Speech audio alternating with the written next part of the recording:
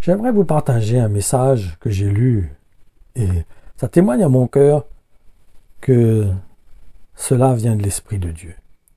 Ce message a été exprimé par le pasteur W.F. Kumuyi.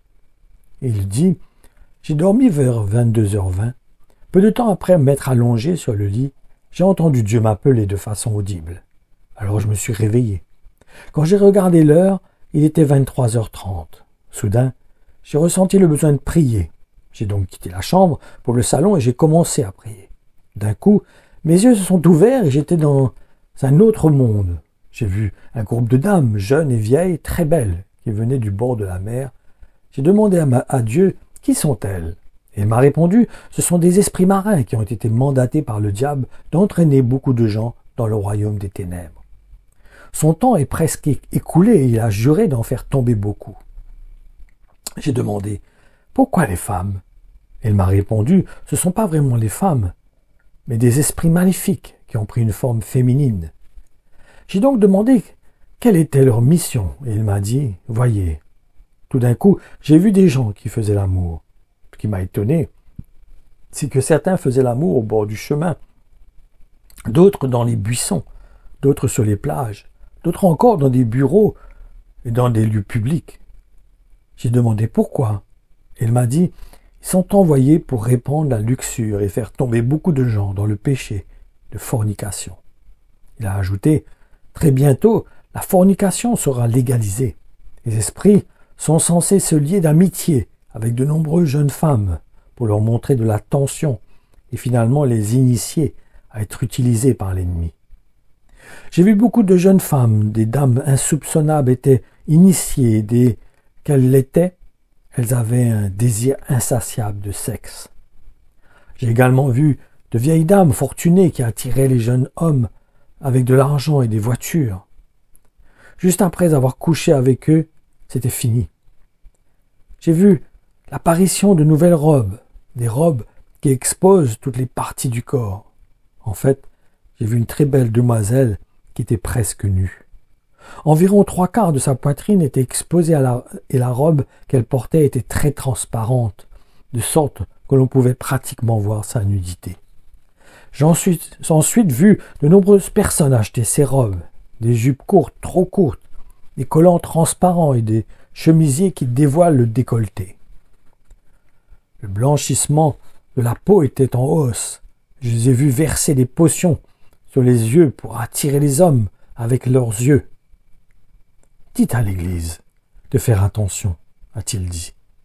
Ils essaieront d'entrer dans l'Église, de cibler les pasteurs et les membres, en particulier ceux des chorales. J'ai vu des membres de l'Église être possédés et couchés les uns avec les autres. De façon surprenante, j'ai vu 2 sœurs dans une certaine chorale qui étaient lesbiennes. Puis j'ai vu des hommes de Dieu coucher avec leurs membres. Certains couchaient avec des membres avant de monter même à la chair. J'ai vu que les pasteurs se battaient à l'intérieur, parce qu'il n'y a pas seulement une fissure dans la muraille, mais une ouverture sur le mur directement. Satan est entré dans leur vie. Certains ont été pris dans la toile de la pornographie et de la masturbation. En fait, j'ai vu un pasteur regarder de la pornographie et se masturber dans sa chambre. Pour lui, la pièce était fermée à clé. Il pensait que personne ne le voyait. Mais j'ai vu que le mur de sa chambre donnant accès au public était cassé et que les gens le regardaient sans qu'il le sache. Et Dieu m'a dit, ce qui se fait en secret est déjà ouvert. J'ai aussi vu des femmes devenir insoumises et manquer de respect à leur mari. Et cet acte a frustré les maris qui sont devenus la proie de ces esprits lorsqu'ils quittent la maison.